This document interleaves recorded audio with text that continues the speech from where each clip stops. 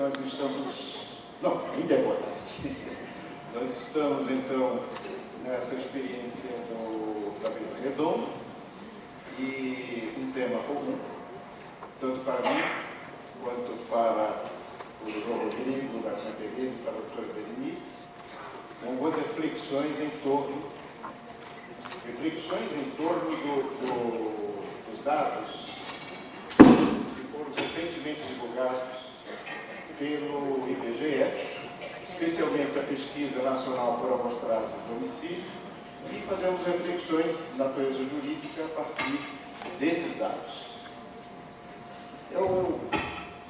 Em 1989, logo após a Constituição de 88, eu tive a oportunidade de publicar um trabalho em que, pela primeira vez, eu me apropriava de informações demográficas no Brasil para, também, em função desses dados, melhor entender a evolução das famílias brasileiras e o descompasso do direito de família na ocasião em relação a essas transformações. A nova Constituição trazia novas diretrizes, novos valores rentes à realidade social e a doutrina e o senso comum continuava com a ideia de uma família que teria se estabilizado no início do século XX.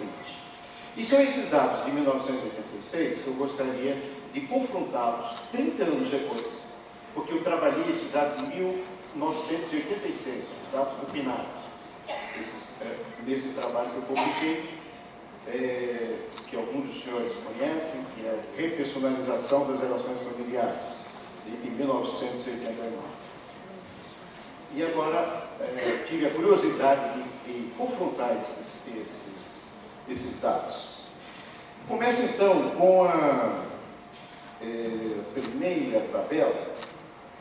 Também é a primeira vez que eu estou usando isso. Primeira vez, por favor, me ajude aqui. Já recebi instruções aqui antes, espero que não leve. Vamos ver agora a primeira.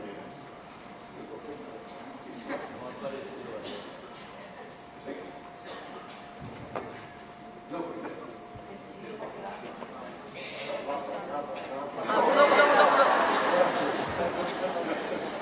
Pronto. Então, essa primeira tabela, esses dados são referentes a 2017, que foram os últimos dados disponibilizados pelo IBGE. Isso demora para que possam ser publicizados. Eu chamo a atenção por o primeiro dado, que é esse traço redutor ao longo do tempo de 2005 a 2015, 10 anos, do casal com filho com homem como referência. Um sinal realmente interessante desse processo de queda do patriarcalismo na família brasileira. Outro dado importante que eu conjugaria é o do casal com filho com mulher como referência, que é esse cinzazinho que está aí, que veja que cresce.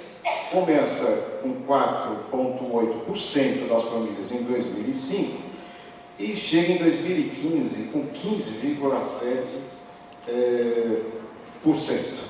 Se você somar mulher sem cônjuge com filho, 26% em 2015, e esse outro dado, do casal com filho com mulher como referência, então mulher na direção, na cabeça da família, você tem 42,5% de direção feminina. Isso, agora a mulher sem cônjuge com filho, que é o exemplo frisante da equidade monoparental, ela feminina, ela se mantém, curiosamente, ao longo desses anos, em torno de mais ou menos 4 das famílias. Veja, 25% em 2005 e 26% em 2015. Em 1986, era mais ou menos este percentual, era em torno de 25%. Ou seja, está se manteve-se ao longo de 30 anos esse padrão de família monoparental no Brasil. Outro dado importante, que não está aqui no quadro, mas que está ao lado das informações do IBGE, é a taxa de fertilidade, que eu noto aqui como acréscimo. Em 1940 a 1960, a taxa de fecundidade era de pouco mais de 6 filhos por mulher no Brasil. 6 filhos. Ele se manteve mais ou menos estável. A partir da década de 60 e 70, começa a declinar. E vai chegar em 2018 com 1,65 filhos por mulher. Ora, a taxa de fecundidade que garante a manutenção populacional é de 2,1 por mulher. O Brasil hoje tem uma das menores taxas de fecundidade de todo o mundo. Superou, inclusive, Portugal e Espanha. É um fenômeno que precisa ser analisado. São vários os fatores, vários, e aqui não haveria tempo de nós analisarmos. Agora passo para o segundo.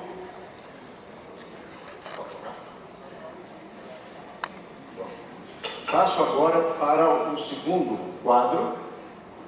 Não é esse. Pulou demais. Pronto. Tipo de família. Pronto. Não é isso? Eu penso,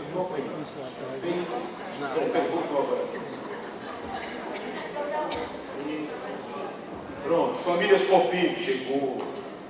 Que confusão. Não é isso, eu já fiz. É o outro. Esse. Está voltando? Não sei. Esse, agora então. Pronto. Agora é esse daí. Esse foi que eu vi? Essa que tava. Aê! Tipo de família do Brasil. É tipo de família do Brasil.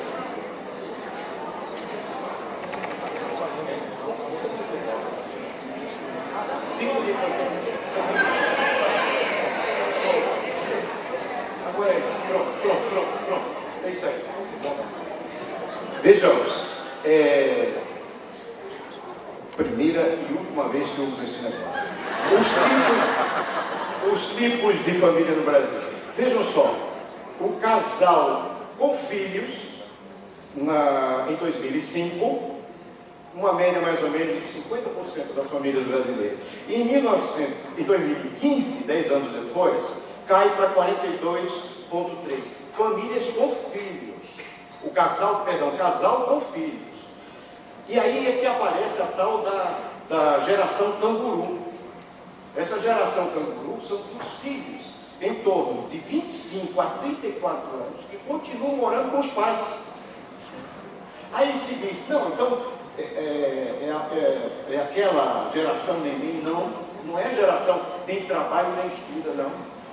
O curioso desses dados que eu captei é que essa geração canguru, 72% desse pessoal que continua vivendo na casa dos pais trabalha. E 35% desses filhos entre 25 a 34 anos têm curso superior completo. Veja que situação curiosa. Agora, outro dado importante é que o casal sem filhos, que é a terceira referência desse quadro, ele sai de 15,2% para 19,9%, quase 20% de casais sem filhos, o que leva à demonstração, que já se encontrava em 1986, de que a procriação não é a finalidade exclusiva das famílias brasileiras. 20%. dado que me chamou a atenção já em 1986 é o que a IBGE chamou de unipessoal, que não é uma família, unipessoal, domicílio unipessoal, em que os pesquisadores encontraram apenas uma pessoa residindo, né, em cada uma dessas casas, por várias razões. Em 1986, aquilo me chamou a atenção porque já eram 7,5% de brasileiros que viviam sócios, solitários. Tá? O que os demógrafos, usando o termo inglês, chamam de singles. Em 2015, vejam, em 2005 já era 10%, 10,4%. E em 2015 já tinham subido para 14,6%. Cresceu.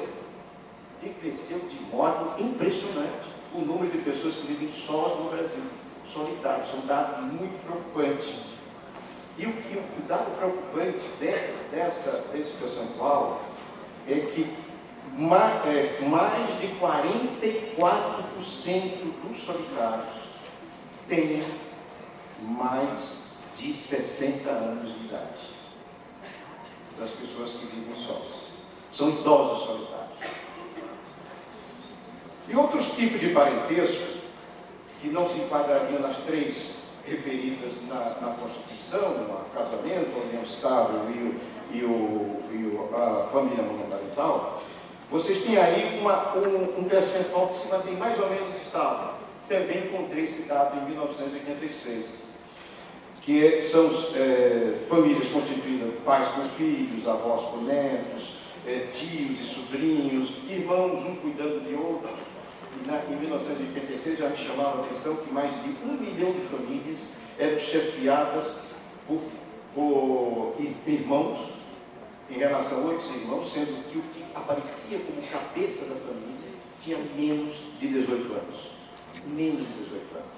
Quase 1 milhão de famílias. Esse é um dado triste, tá? dos quadros que às vezes não aparecem. Agora vamos próximo. Pronto. Alguém tomou? Eu posso. Agora, pronto. Esse quadro aí eu chamo a atenção para duas questões importantes. Primeiro, uma ascendência dos casamentos de 2013 a 2017, e ele cai em 2017, o casamento entre cônjuges de sexo oposto e cônjuges do mesmo sexo, tanto os casamentos heterossexuais como os casamentos homossexuais. Mas os casamentos homossexuais cresceram, e cresceram 99,65% em 2017, em relação ao dado de 2013, em grande medida em razão da decisão do Supremo Tribunal Federal. E é interessante que a idade média dos cônjuges solteiros ao casar está crescendo no Brasil. Eu sou de uma geração que era comum as pessoas se casarem com 18 anos, jovem, às vezes com menos de idade que isso, os homens casando com um pouco mais de 20 anos. O meu primeiro casamento, eu estou no segundo, no primeiro casamento eu me casei com 23 anos, né? Era comum. E agora a faixa etária subiu para 30, entre homem e mulher, homem e homem 34, mulher e homem 28, não sei por que eles fizeram essa variação aqui. E mulher 33 anos. São, portanto, crescendo muito a idade para o relacionamento matrimonial ou conjugal. E desses, agora, o interessante, desse daí, é só um acréscimo que foi instigado por Berenice, porque esses dados não estavam completados, de 39% no estado civil das famílias brasileiras se encontravam nos domicílios, 39% consideram-se casados, 48% dos brasileiros são solteiros, 48%, 6% divorciados, 6% viúvos. E agora, desses 39% que o IBGE chama de casados, há uma referência de 35% desses 39% que ele denomina de uniões consensuais, que nada mais são do que as uniões estáveis. Então, Do total em relação ao Estado Civil no Brasil, nós teríamos 16,8% de uniões estáveis. Agora o último quadro. O último quadro. Pronto. Desse último quadro, chamo a atenção para dois dados. Primeiro, desse quadro aí dos divórcios ocorridos no período calculado, que até 2017, aliás, foi no ano de 2017, 46% dos divorciados tinham somente, eram pessoas, eram casais, somente com filhos menores de idade, ou seja, divórcios no início da relação conjugal. Um número relativamente elevado. Sem filhos, 28%. Agora, nesse quadro abaixo, esse quadrinho aí do amarelo e do vermelho, chama a atenção, e será objeto da análise também do Dr. Rodrigo, que a guarda compartilhada ela vem crescendo gradativamente ano a ano. 2014, que é a última, é o primeiro de baixo para cima, você vê que o número é pequeno. E ele vai crescendo. Em 2017, lá em cima, veja aquela faixa vermelha, cresceu muito a decisão, não só em virtude da determinação legal, mas cada vez mais a absorção por parte do Poder Judiciário. Em suma, eu gostaria de dizer a vocês o que esses dados informam. Primeiro, o pluralismo nas entidades familiares é dado da realidade, que se consolidou ao longo do tempo. Todos os arranjos familiares, todos, existentes na realidade da vida, do mundo da vida, eles são contemplados pela norma de inclusão do artigo 226 do Código Civil. Os explícitos, casamentos, união estável e da Constituição. Do Código Civil. E as entidades monoparentais e todas as demais que aí estão. Na vida, na realidade. A rejeição a esses arranjos familiares e a negativa no reconhecimento do jurídico, que nós já ultrapassamos a fase, em grande medida, do reconhecimento do direito, e agora o passo que se dá mais difícil é o da efetivação dos direitos. Então, a rejeição, não só o reconhecimento jurídico e a efetivação, isso é fundado no preconceito e em convicções ideológicas, não em dados de realidade, não em dados do direito positivo, não em dados do que o direito avançou em todos os seus âmbitos. E é nesse sentido que nós, enquanto juristas, não podemos interpretar o direito a partir de pré-compreensões que todos nós carregamos, desde que nascemos e em todos os momentos da vida. Mas essas pré-compreensões não podem ditar a compreensão do direito e, consequentemente, a interpretação do direito. Aí deixamos de ser juristas quando passamos à frente da interpretação à pré-compreensão, que, aliás, muito bem chamava a atenção nessa análise no campo filosófico do Kant. O STF, como sabemos, avançou e os fundamentos jurídicos utilizados pelo STF para as entidades que foram por eles contempladas por suas decisões servem da mesma maneira, os mesmos princípios jurídicos, os mesmos princípios normativos para todas as entidades e os arranjos familiares que ainda persistem na invisibilidade jurídica e social. Portanto, o direito de família, como tantas vezes aqui já se disse nesse congresso, ele não se enraiza em interdições, em proibições, em repressões, em discriminações que são constituintes da história do direito desde a colônia, da história do direito de família no Brasil. Como disse Ponce de Miranda, num dos seus momentos mais iluminados, a sociedade e o direito avança na ampliação dos ciclos sociais e na redução progressiva do quantum despótico. Muito obrigado.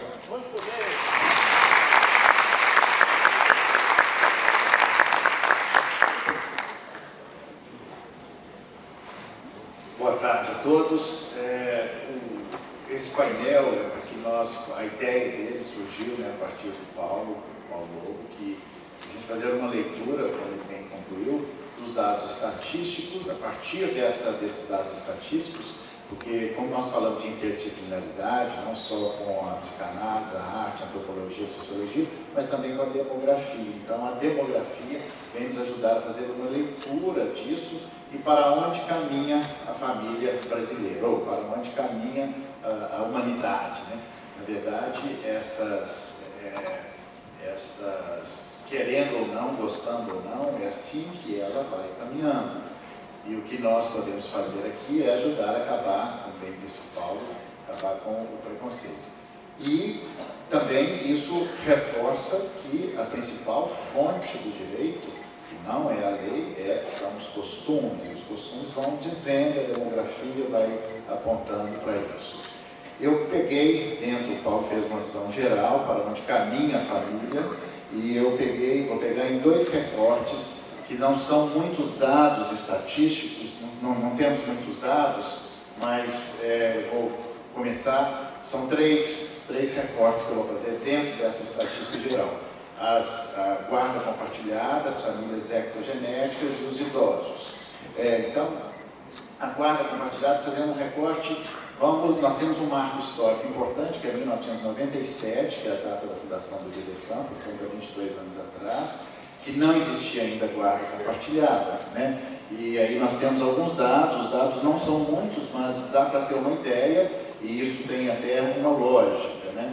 Quando a guarda e a convivência na parentalidade, como é que isso surge, né? Basta lembrar lá, desde o Código Civil, quando se discutia culpa, a guarda era sempre para a mulher, foi mudando, não sei se repetir aqui, mas só para encadear o raciocínio, e até que isso acabou culminando na guarda compartilhada, que isso também é fruto dessa evolução do pensamento que todos nós vamos fazendo juntos, que é nada mais, nada menos do que trazer, de entender, trazer para a cena jurídica esse novo conceito jurídico, esse novo valor jurídico, esse novo princípio que é o afeto. Isso vai mudando tudo e assim vai mudando também a demografia, né, a estatística da família. E a guarda compartilhada, ela depois veio uma lei dizendo que era tão difícil a guarda compartilhada que depois que veio a lei dizendo que, implantando a guarda compartilhada, foi preciso vir outra lei dizendo que ela não era opcional, ela era obrigatória. Depois veio um provimento do CNJ dizendo o óbvio, quase ridículo, dizendo aos juízes que era possível, recomendando aplicar a lei da guarda compartilhada. Não só aqui em Belo Horizonte, em todo o Brasil, eu atuo em outras comarcas também, mas é muito cruel ver, principalmente quando você é advogado do homem, né? Eu sou advogado de homens e mulheres, mas isso vai fazendo parte. É interessante como que a partir de 1997 começou a mudar esse pensamento, e esse pensamento que paira sobre todos nós, assim vai evoluindo. E, aliás, essa expressão guarda, ela tende a desaparecer. Na redação do Estatuto das Famílias, proposta pelo IBDFAM, a gente já tinha desaparecido, e só com essa expressão, porque ela traz um significante mais duro, né, mais de objeto, nós usávamos apenas convivência familiar. Então isso provavelmente no futuro, né, daqui a 10 anos, no próximo congresso, acho que ainda vai estar existindo, mas daqui a 10 anos talvez essa expressão já tenha sido superada, assim como foi superada visita por convivência familiar, embora algumas pessoas ainda continuem usando a expressão visita. Mas isso vai pairando, né, mas ainda não está implementada totalmente a guarda compartilhada, mas no futuro, acho que no próximo evento isso estará melhor, mas ainda não totalmente, porque é preciso que mudem as gerações e é preciso que mude algumas concepções. Por exemplo, quando a gente vai numa audiência, né, quando da outra parte é a mulher, ela fala, eu deixo você visitar, ainda fala visitar. Então, enquanto a mulher estiver dizendo, eu deixo você, pai, visitar, é porque não é guarda compartilhada, óbvio. Enquanto estiver dizendo falando essa expressão, é porque ainda não está implementada a guarda compartilhada. Mas mas a tendência da guarda compartilhada é esse crescimento, né? Estamos apontando para isso. Eu só queria fazer esse recorte. Agora, no segundo recorte, são as famílias ectogenéticas, que são as famílias decorrentes, é também uma expressão nova no direito de família. O direito de família tem um novo vocabulário, né, como vocês podem perceber, e as famílias ectogenéticas, elas são aquelas constituídas com técnicas de reprodução assistidas. O Paulo disse aqui da taxa de infertilidade, né, que o Brasil tem uma das maiores, e é considerado para o IBGE infertilidade aqueles casais que estão há um ano tentando ter filhos e não conseguem. Isso, para efeito da estatística, é assim considerado. A Organização Mundial de Saúde fala dessas taxas. O Brasil tem uma grande taxa de infertilidade, e essa a evolução da engenharia genética, ela ajudou o direito de família em muitas coisas. Não só, começou pela investigação de paternidade, quando você desloca o eixo da investigação de paternidade, desloca do eixo moral para o eixo mais científico, né? Mas também com a possibilidade da constituição de novas famílias para quem não tem fertilidade, e seja também, para quem não é fértil, e seja também para aquelas pessoas que estão fazendo que não só porque não podem, mas até porque aqueles que querem adotar. O processo de adoção no Brasil ainda é perverso. A adoção é um instituto rodeado, cheio de preconceitos, né? Mas então as famílias ectogenéticas, elas têm sido uma alternativa, não só mas principalmente para aqueles casais que são inférteis, né? E nós temos, aí eu trago alguns dados, algumas compreensões, e no terceiro, para não extrapolar o meu tempo, né, nas famílias, aí alguns dados também das famílias. Os dados não são muitos, né? Esses dados ainda precisam ser constituídos. Eu pesquisei muito, pedi ajuda de muitas pessoas que estavam, fiz várias pesquisas, conversei com vários professores, mas não são muitos dados.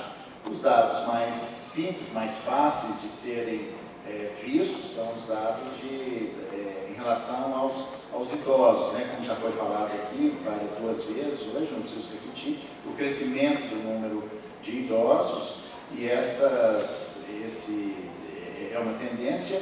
E também, em relação aos idosos, o preconceito, né? Reforçando isso que o Paulo disse, né? Nas famílias ectogenéticas, por exemplo, a barriga de aluguel, né? O útero de substituição, para falar mais tecnicamente.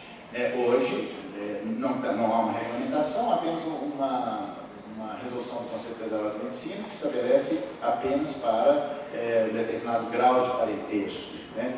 Como se fosse uma imoralidade você alugar. E a barriga de aluguel, a luta de substituição, acontece no Brasil clandestinamente, né? Portanto só não existe para mulheres pobres, como o aborto, como existe no Brasil para mulheres pobres, nas famílias ectogenéticas. Mas eu acredito que daqui a 10 anos, assim como teremos uma guarda compartilhada melhor implementada, eu acho que essas famílias ectogenéticas também estarão despidas de preconceitos, né? Porque em outros países podem se pensar como isso é relativo e relativizável, né? E, finalmente, aí os idosos, nós temos também recheado de preconceito, começando pela sexualidade, né? Os idosos como se não tivesse, mas eu me incluo entre os idosos, eu tenho mais de 60 anos, como se não tivéssemos sexualidade, mas digamos que uma pessoa de 80 anos, de 90, né, isso visto, todas as campanhas, todas as políticas públicas são dirigidas para pessoas entre 20, 40, 50 anos, então precisamos acabar com esse preconceito, porque a família de idosos, ela está cada vez mais, ela tem aumentado cada vez mais. E aí também um pouco desses dados sobre idosos, né? mas eu quero já ir caminhando para a conclusão, porque nós precisamos, na verdade, esses dados são apenas para que nós possamos tirar uma conclusão, né? Essa demografia, esses dados, que afinal de contas, nós precisamos pensar sobre eles, como caminha a família brasileira. Então, quanto tempo nós ainda precisaremos para implementar a guarda compartilhada? Eu acho que ainda para a cultura verdadeiramente, acho que ainda vai demorar um tempo, né? E em relação às famílias ecogenéticas, e como a engenharia genética abriu caminhos para isso, né? E em relação aos idosos, realmente não há uma política pública sobre isso. Mas, para finalizar, né, a gente pode concluir o seguinte: os dados apontados apontam e comprovam o óbvio que a família, a gente fala isso de outra forma, mas agora a partir de dados, que a família, ela não é da ordem da natureza, mas da ordem da cultura, né? Por isso as suas evoluções, todas essas evoluções que o Paulo mostrou, porque os dados não mentem, o IBGE tem essa estatística e ele não tem nenhum juízo de valor sobre isso. Assim como o direito previdenciário não tinha nenhum juízo de valor ao dividir as pensões previdenciárias, não tinha esse conteúdo moral, e foi exatamente por isso que muitas coisas fizeram evoluir o direito de família, porque não tinha esse juízo moral, e todo o direito de família é perpassado por esse conteúdo moral, né? Então, as pessoas, o mais importante disso, e aí usando uma palavra que eu aprendi ao pesquisar isso, que é uma mudança ideacional, né? Essa é uma linguagem da demografia que nós estamos trazendo também para o direito de família, que significa que as pessoas estão priorizando cada vez mais os seus valores individuais, a sua privacidade, né? E, quer queira, quer não, novas parentalidades e novas conjugalidades estão em curso. Quem que imaginava que há 20 anos atrás, quando o IBDFAM começou, que as famílias, seria possível o casamento entre pessoas do mesmo sexo, né? E tudo isso é sustentado no mundo jurídico por princípios, né? Como o Vladimir falou aqui hoje, como nós falaremos na mesa de amanhã sobre o processo legislativo, as regras são caóticas para o direito de família, são completamente inadequadas para a atual realidade do direito. Então são princípios, os princípios que sustentam, né, que nos sustentam a todos para defender essas questões e para o nosso encontro entre o justo e o legal, nem sempre coincidente, né, que são esses princípios, esses valores e princípios que sustenta essa nova organização, para onde aponta essa nova organização jurídica, né, que é o princípio da liberdade, afetividade, responsabilidade, solidariedade, tudo isso que já está até um pouco partido falar entre nós, mas eu quero com isso trazer um novo princípio que eu acho que nós precisamos trabalhar, pensar nisso, porque para entender essa nova família, isso vem sendo falado naturalmente, mas é preciso entender isso, que quando nós falamos de família, nós falamos de famílias, nós a dividimos em famílias parentais e famílias conjugais, né? Parentalidades e conjugalidades. E no meio dessas famílias, principalmente da parental e todas essas relações familiares, nós podemos, eu acho que esse será um dos próximos princípios, já tem pessoas falando disso, que é o princípio da fraternidade, né? Então, eu concluo dizendo que, querendo ou não, essas questões, a família caminha sim, né? Novas conjugalidades e novas parentalidades estão em curso, né? E aí, antes de passar a palavra para a Berenice, eu os convido, depois eu estarei autografando, Paulo também, imagino que sim, né, Paulo? Eu devia ter colocado o seu também, da Berenice, que nem precisa, que já tá, estaremos lá naquela sala autografando. E depois eu posso disponibilizar os slides, se alguém quiser continuar essa conversa, podemos continuar por aí pelas redes sociais. Obrigado.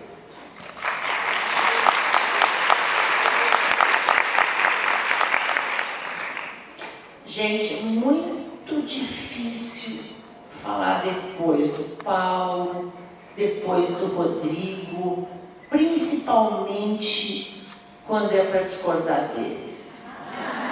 Eu amo eles. O Rodrigo é meu irmão, tanto quanto o Paulo. Acho que aqui está a origem de IBDFAM. Podemos voltar 22 anos atrás, né, Paulo? onde tudo começou. 22 anos depois, nós estamos aqui discutindo as mesmas coisas. Mudanças aconteceram. Sempre. Isso todos nós sabemos. Aí, o Paulo várias vezes repetiu a palavra preocupante com os dados trazidos nessas estatísticas do IBGE.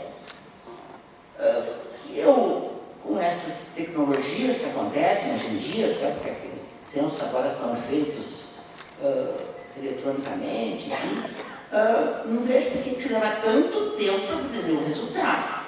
Tinha que ser quase instantâneo. É o mais moderno que tem em 2017, nós estamos acabando 2019, e em 2 anos a fila anda. E esses dados que apontam lá em 2017 que nós teríamos 71 milhões de famílias, ou arranjos familiares, como são chamados, bom, permite perguntar, como diz aquele documentário que a gente adora ver, que país é este? Esses dados trazidos, coletados pelo IBGE, Rodrigo, não vem dizer que eles não têm um juízo de valor? Claro que tem. Gente, o que eles falam? Eu também não. Famílias com viés masculino, famílias com viés feminino, fala casamento, fala divórcios, fala em mulheres chefe da sociedade conjugal, mulheres mães solteiras, como para identificar alguém, precisa saber qual é o seu estado civil, e de uma maneira absolutamente discriminatória e preconceituosa.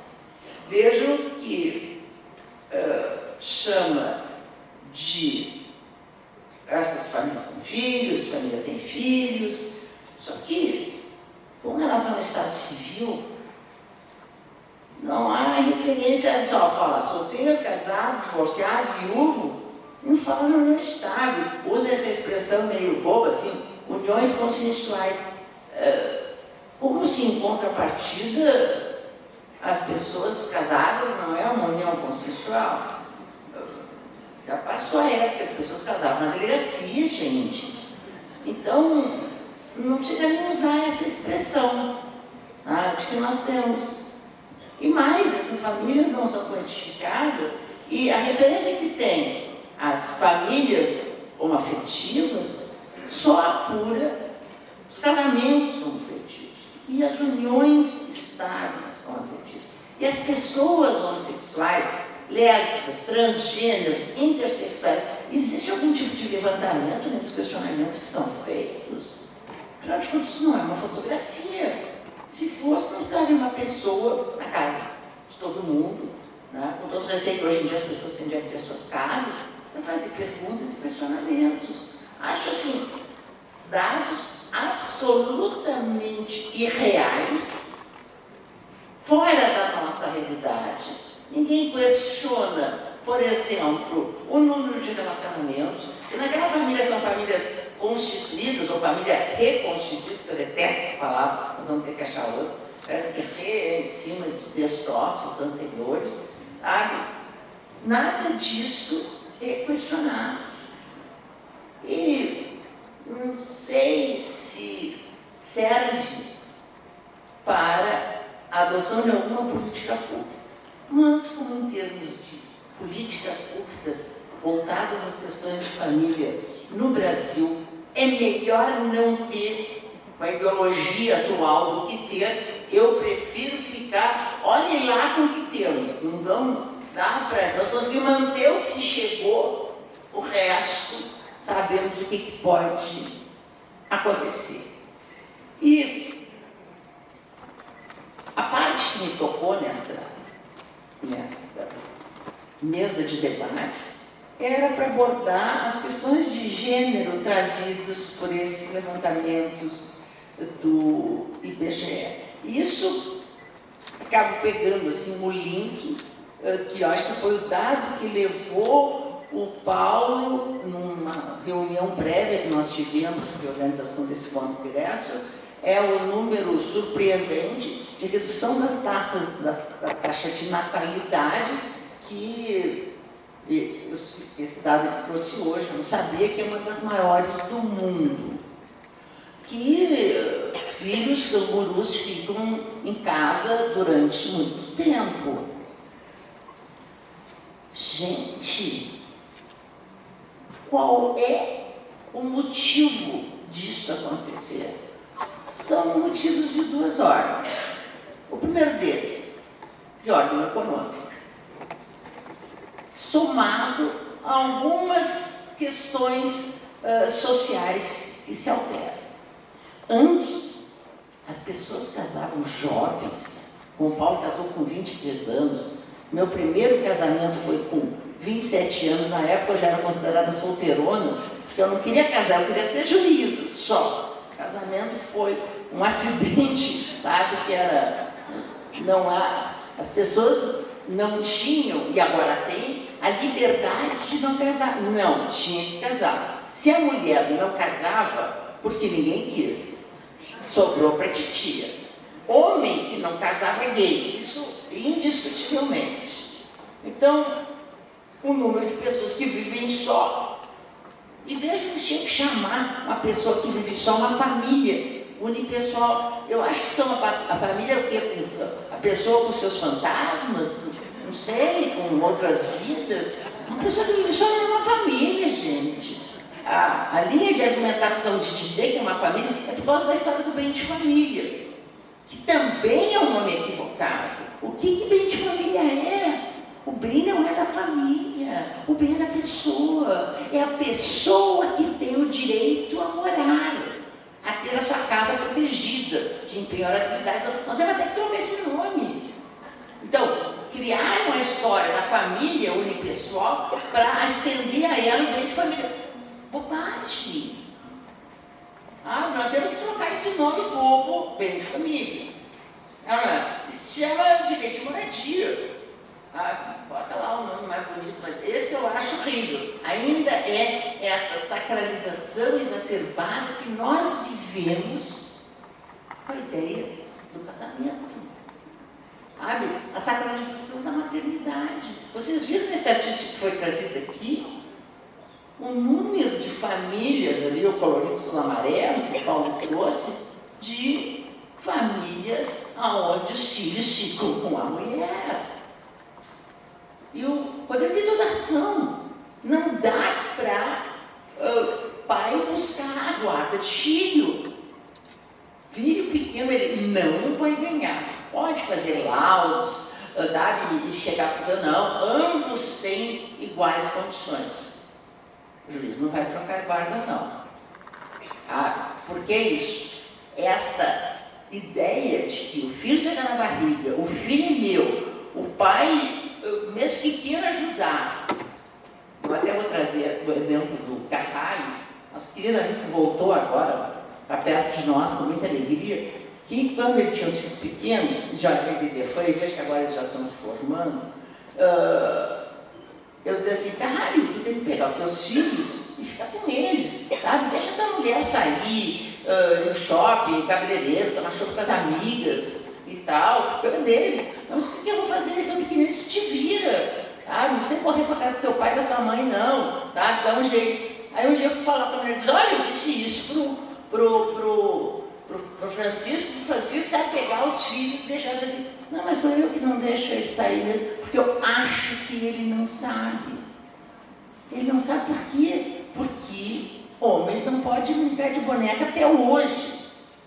Eu tenho 2 netos, os 2 têm carrinho de boneca, né? Daqueles de levar criancinha, tem boneca, agora eu dei um boneco negro para cada um deles, tá? Tem que conviver. Depois que eu vi uma criança na escolinha olhar para uma figura, um desenho de um menino negro, ele chamou ele de Saci Pererê. Mas acho que era o único negro que ele tinha visto. Então, nós vivemos desta sociedade que ainda se permanece com esses viés. E a consequência é esta. Então, assim, antes as pessoas precisavam casar virgem. A virgindade era o qualificador das mulheres. Não é? As mulheres sempre foram valorizadas pela sua abstinência sexual. Pura, recatada. Esta mulher tem valor. O homem não. O homem pela sua virilidade. O homem nasceu para ser pecador. E aí vamos reconhecer que está a origem desse drama horrível que é a violência doméstica, que é o crime que mais se pratica no Brasil. A cada 2 minutos é feito no Brasil uma denúncia de violência doméstica. E esses são números subnotificados, porque ninguém denuncia a primeira violência, né? E é muito difícil, sabe, das mulheres conseguirem romper o ciclo da violência. Então, assim, todos esses dados e esses pontos estarrecedores, não, mas então diminuiu a natalidade, aumentaram os velhos, e os novos não vão poder sustentar os velhos, porque os velhos agora têm mais idade, porque houve grandes avanços na medicina. E por que será que nós temos um índice baixo de natalidade? Em primeiro lugar, porque nós deixamos e estamos tomando consciência que nós não valemos mais por sermos ou nos tornarmos mães. Não. Nós valemos enquanto mulheres. Eu não sou absolutamente contra a maternidade, eu tenho filhos, acho que todo mundo tem o direito de ter, mas tem que ter o direito de não ter. E quem não tem, sempre é rotulado. Ou como estéril, olhado como coitadinho se acontecer alguma coisa. Mas vejam se o nosso Estado dá algum tipo de condição para as mulheres terem filhos. Só pode baixar. No Brasil não existe creche, não existe a mínima preocupação com relação a isso. Como é que as mulheres vão trabalhar se não tem quem deixar os filhos? Quando uma babá ganha muito mais do que uma professora. Sabe?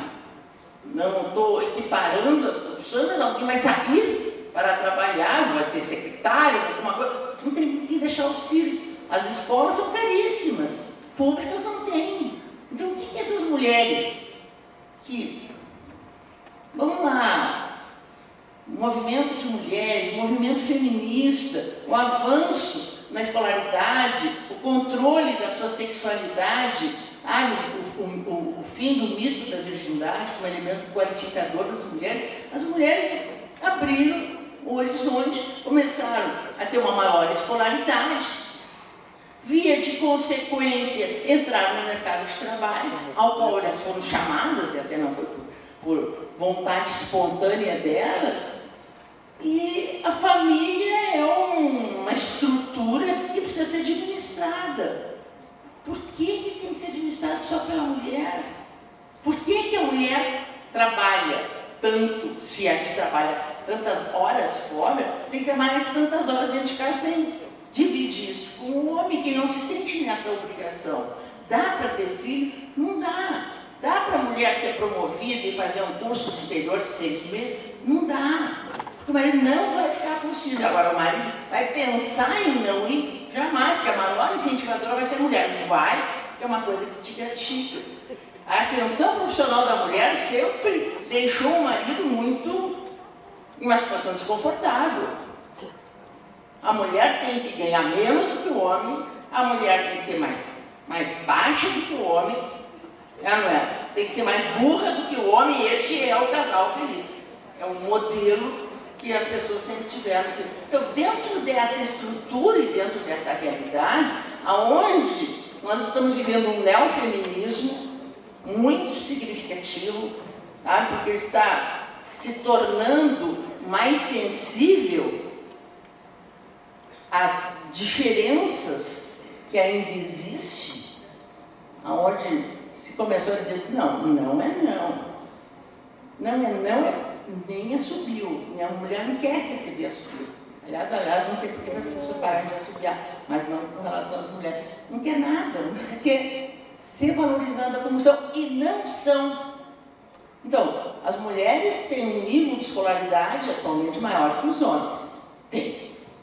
Só que no mercado de trabalho, elas ganham 1/3 a menos. Isso está comprovado. Onde é que elas estão? Estão nas instâncias de poder? Não estão. Elas estão em trabalho mais invisibilizado, como sempre. Mas, no mundo público, poder executivo. Eu ouvi esta frase, me doeu, dia 8 de março. Não, o meu ministério é igual entre homens e mulheres. São 22 e duas mulheres. Só que as mulheres valem 10 vezes mais que o homem. Nós tivemos que ouvir isso. No legislativo temos o direito a cotas. Nem isso é respeitado. E ainda por cima as mulheres se submetem a ser laranjas. Sabe? O laranjal está plantado, sempre com as mulheres se submetendo a aceitar para poder ingressar nos partidos. Então, nós temos 11% da representatividade, tinha que ter 30%, não temos. No Poder Judiciário, também não temos. Nós temos 2 ministras no Supremo Tribunal Federal, e que, enquanto a ministra Carmen Lúcia foi presidente daquela corte, todos nós vimos o número de vezes que ela foi desrespeitada pelos seus colegas. A ministra Rosa Weber também, de uma maneira muito significativa, eles interrompem as mulheres. Coisa que eles não fazem com os colegas homens. Eu não sei se vocês percebem isso, mas isso existe. Isso tem uns, não sei porque só tem das mulheres. Então, assim, dentro deste quadro, e é esse o nosso quadro, Paulo, não dá para a gente ficar surpreso com o número da queda de natalidade. Esta é a nossa realidade. Nós temos que pegar esses dados e extrair dele a necessidade de se buscar outros elementos. E vejo que já anunciaram que, por falta de dinheiro, o próximo censo que vai ser feito já vai ser cortado à metade, quando ele devia ser muito mais ampliado. Onde estão o reconhecimento das famílias transgêneras, as famílias poliafetivas, as famílias simultâneas? Alguém tem alguma ideia disso? Não temos. Isso vai cada vez mais diminuindo. E acho que nós tomarmos consciência de que as coisas como estão não representam a nossa realidade, que essas estatísticas que estão sendo feitas, da forma como são feitas, elas são pífias, elas são equivocadas, elas não nos dizem nada. É que nós temos gente que está aqui, como estamos hoje, como estamos agora, como nós tivemos um monte daquele evento de abertura maravilhoso, gente, eu não conseguia nem lembrar disso. E é o que eu queria deixar agora para vocês. Agradecer por vocês existirem nas nossas vidas, para uns existirmos na vida do outro. Nós temos descoberto ao longo desses anos, sabe, de como nós podemos fazer as coisas acontecerem. E nós fizemos. Eu acho que a nossa estatística do IBDFAN, o nosso crescimento, a nossa constituição de novos conceitos, de novas palavras, de novas expressões, de ter conseguido definir o conceito de família, o único conceito no mundo assim identificado como a presença de um vínculo de afetividade. Na expressão do Pequeno Príncipe, a responsabilidade decorrente do afeto. Essa é a família que não é que nós temos, é a família que nós queremos, sabe? Porque todos nós só queremos uma coisa: ser felizes E eu quero que todos vocês estejam aqui, fiquem aqui felizes como vocês nos fizeram por estarem aqui conosco esses 2 dias. Obrigada.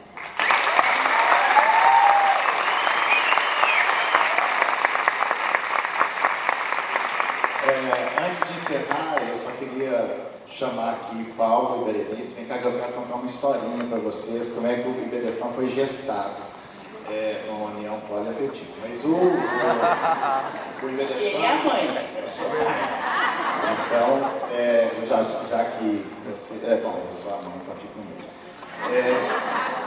E o IBDFAN tem mudado essas estatísticas. Nós falamos das estatísticas visíveis, mas as estatísticas invisíveis, que são das famílias simultâneas, das famílias poliafetivas, que a gente sabe que tem, porque quando o CNJ, no dia 22 de junho de 2018, censurou, né, recomendou, na verdade, proibiu que os tabeliães deixassem de fazer escritura de união poliafetiva, atuando como censor da moralidade.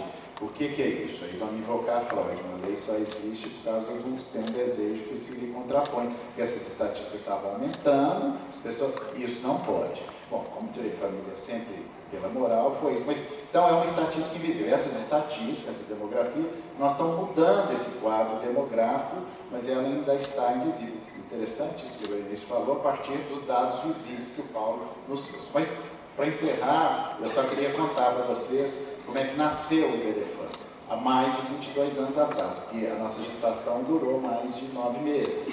Quando, lá no Hotel Jatiuca, eu conheci a Berenice em Maceió,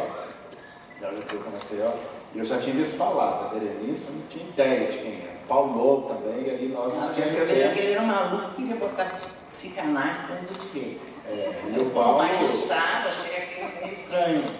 E o Paulo, eu já conhecia de nome, lá nos encontramos e começamos a pensar como é que, não tem nada de direito de família, eu sonhava em um congresso de direito de família, e isso, nada disso acontecia, e aí o destino nos uniu e começamos a sonhar com uma entidade, e assim surgiu essa ideia embrionária do IBDFAN. Um ano depois, nós aqui, eu era conselheiro da OAB, e tinha um presidente, que era o Raimundo Cândido, que viria aqui ontem, mas não pôde vir, mas está aqui o irmão dele que nos representa, que é o João Batista de Oliveira Cândido, e falou, olha, eu tinha vontade, vamos fazer um congresso. Fizemos o primeiro congresso, que foi em 1997, e aí nós conhecemos as outras pessoas, que está aqui o Zeno, o Rolf, a Giselda, quem mais estava lá? O Faquin, o Francisco Carraro, que estava lá, e também, e algumas pessoas que estão aqui, me perdoem se eu omitir o nome, mas foi assim então que o IBDFAN foi gestado, assim que nasceu, e aí a gente começou